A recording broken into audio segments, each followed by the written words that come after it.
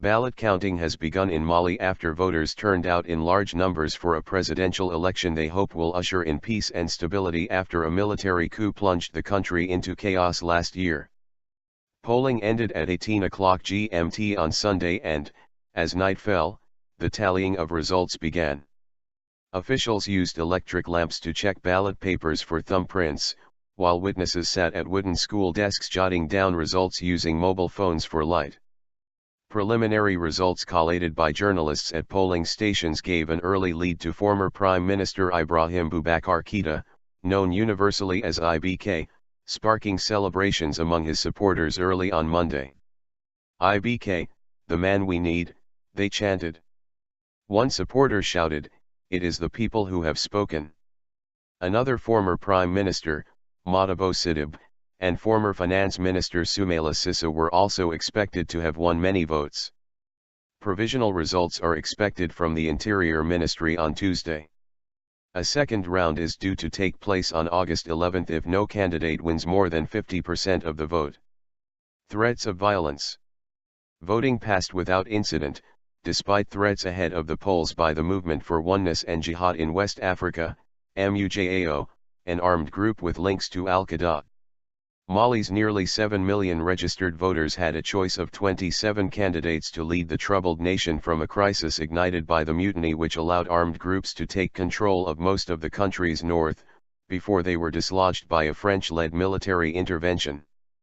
The APEM network of 2,100 Malian election observers said most polling stations had opened on time and turnout was high, but voting was extended in some locations with delays.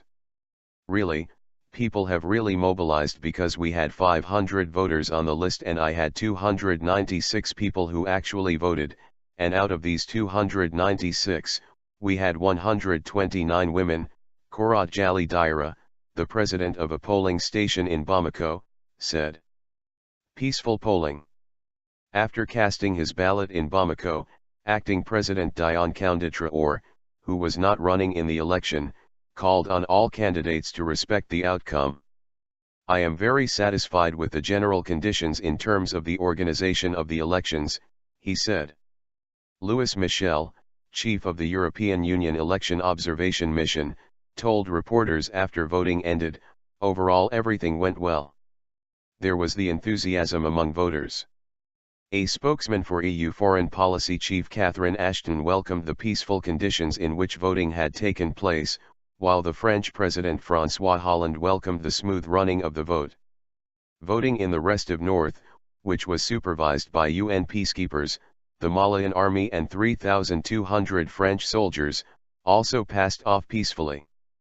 A UN source said there were reports of Tuareg rebels preventing people from voting around Menaka, in Jao region, though it was not immediately clear how many were affected. Much of the worry ahead of the polls had been focused on Kidal, which was occupied for 5 months by Tuareg separatists until a ceasefire accord allowed the Malian army to provide security earlier this month.